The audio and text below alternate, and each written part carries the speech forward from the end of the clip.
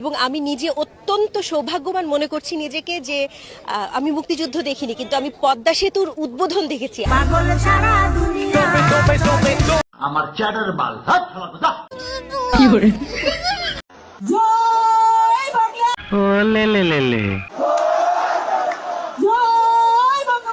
আমার চ্যাটার বাল তোর জুলাই চুদলিং পং তোর জুলাইয়ের গোষ্ঠী খিলাই জুলাই করবি না।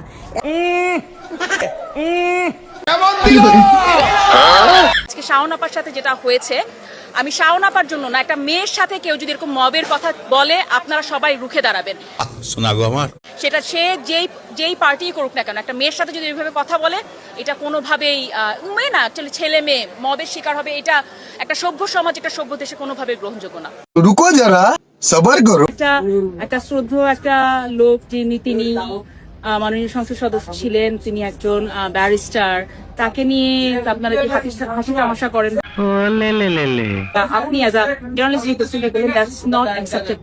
ইটস ওকে, আপনারা Bangali, so we understand that, it's okay, thank you. আশা ভাই ইগারে কিপটা বলেন ওরা ধরে সহবাস করে দেয়।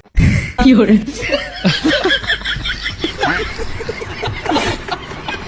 তো বন্ধুরা, অস্থির রাজনীতি নিয়ে আজকের এই ভিডিওটি, কিন্তু এই ভিডিওটি এমন ভাবে বানানো হয়েছে সাধারণ তথ্যের সাথে সাথে মন খারাপ করে রাখার কোনো সুযোগ নাই। ভিডিওটি শেষ পর্যন্ত দেখুন, বিনোদন কাকে বলে বুঝতে পারবে। তবে প্রিয় বন্ধুরা, আপনি যদি আমাদের আগের ভিডিওগুলো দেখতে চান তাহলে দেখতে পারেন, এই হলো আমাদের চ্যানেল। এই সময় কম, শুরু করো। বান্ধবীর বাবার সাথে প্রেম করলেন, কি এর বান্ধবী হিসেবে আপনি সেখানে গিয়েছিলেন, কিন্তু বান্ধবী হয়ে আপনি কিভাবে বান্ধবীর বাবার সাথে প্রেম করলেন?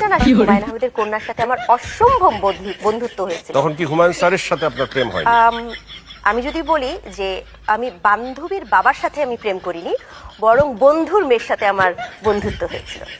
ঠিক আছে, বেশি এক্সাইটেড হওয়ার দরকার নেই। তো পরবর্তীতে ভাঙন কবে ধরেছে, যখন জানলো যে আপনি বন্ধু থেকে মা হয়ে গেছেন? কি করে মা খারাপ ছিল, আমার মা খারাপ ছিল, পাড়ার নোটিভিটি ভালো হয়। কি করে ওমা, এখন দেখি সবাই আমাকেও গালি দিচ্ছে। আহম্বক গুলারে কি লাগে কোন আহম্বক গুলাই আফারে গাইল দেয়? এত সুন্দর আফারে কেউ গাইল দেয়? তোরা আফারে দিবি চুম্মা। শেষ ভাগে একটু বুঝতে পারছিলাম যে এটা কোনো সংঘবদ্ধ একটি আন্দোলন, এটা কোনো কোটা আন্দোলন না, এটা আসলেই সংঘবদ্ধ ভাবে দীর্ঘ 50 বছর যারা আসলে দেশটাকে যারা স্বাধীন হতে দিতে চায়নি, এটা যে তাদের আন্দোলন, এটা আমি আসলে 5ই আগস্টের আগেই যখন বুঝতে পেরেছিলাম, মনটা ছোট হয়েছিল। রুকো যারা সবার করো। কয়টা 12 ভাতারি আছে, হ্যাঁ, এই 12 ভাতারি গুলা মায়া মানুষের নিয়ে কথা বলবো না বলে তারপরে না বলেও পারি না, বলতে গেলে আবার ভাই মুখ টুক ঠিক থাকে না, তখন আপনারাই বলেন ভাই আপনারা এইগুলোতে মানে নেন। এই 12 ভাতারিদের আমি কি নামে ডাকবো আমারে বলেন? এই যে হুমায়ুন আহমেদের নাতিটা, কি করে এই সরি বউটা, এই যে শাওন, আবার ক্ষমতা আওয়ামী লীগকে দেখতে চাই, আমি আমার মানে জননেত্রী শেখ হাসিনাকে আবার প্রধানমন্ত্রী দেখতে চাই। বাংলাদেশ যেভাবে এগিয়ে চলেছে ওনার নেতৃত্বে, সেটা যেন অব্যাহত থাকে, সেটা যেন মাঝপথে থেমে না যায়। শেখ হাসিনাতে আমার ভরসা। যারা দেশ বিরোধী তাদের বাড়িতে ফ্ল্যাগ উঠবে, সেটা চাই। উন্নয়নের ধারাবাহিকতা বজায় রাখতে হলে জননেত্রী শেখ হাসিনার নেতৃত্ব ছাড়া আর কোনো বিকল্প নেই। ভোট দিয়ে এই সরকারকে আনতেই হবে, না হলে আমাদের এই অগ্রগতি, আমাদের এই সমৃদ্ধি, আমাদের এই বিশ্বের দরবারে এগিয়ে যাওয়া, এটা থেমে যাবে। এই স্বাধীনতার মানুষদের সাথে, মুক্তিযুদ্ধের মানুষদের সাথে আমরা থাকবো। যুদ্ধাপরাধী যারা নির্বাচনে অংশগ্রহণ করছে তাদেরকে যেন আমরা বর্জন করি। তুমি 6-7টা পুরস্কার পেয়েছো, তার মানে এই না তুমি মনোনয়ন পেয়ে যাবে। বলা যায় না, তুই আবার সামনে বসে আছে, মনোনয়ন পেয়েও যেতে পারি। मैं गाली नहीं दे सकता, नहीं गाली नहीं दे। फैमिली देखती है, वरना मैं ऐसे गाली दूं, ऐसे गाली दूं ना, जिंदगी भर याद रखें ये बड़े। মেহেরাপ্র শাওনের চরিত্র সম্বন্ধে মোটামুটি বাংলাদেশের এলিট শ্রেণী থেকে নিম্ন শ্রেণী সবাই জানেন কে মেহেরাপ্র শাওন, যিনি আজকে জুলাইকে নিয়ে কটাক্ষ করছেন। এই মেহেরাপ্র শাওন কতটা নষ্ট মায়ের ভ্রষ্ট সন্তান যে বান্ধবীর বাপকে তার ভালো লেগে গেছে, বিয়ে করে ফেলছেন।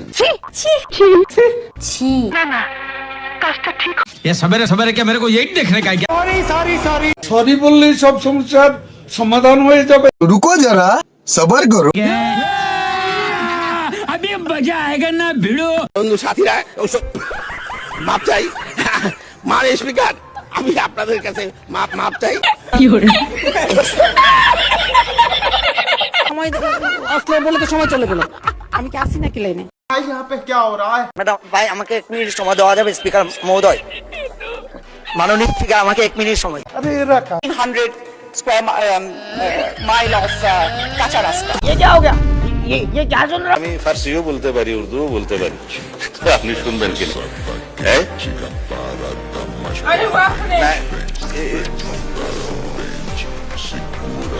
ये तो लेने के देने पड़ गए। চায়নার প্রেসিডেন্ট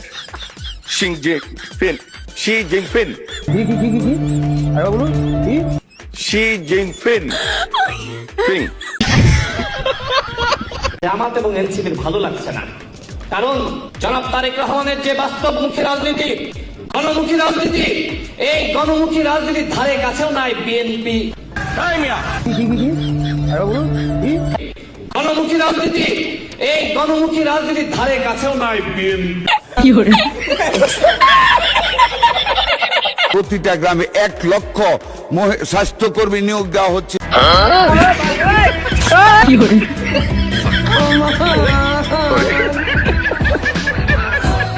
আজান পড়ে গিয়েছে। আচ্ছা আরেক মিনিট বলেন, এক মিনিট বলেন। দাদা বলেন না কত, আপনি বললে আমি বসে যাবো। 1 মিনিট কনক্লুড করে দেন। আমার বক্তৃতা এখনো শুরু করিনি।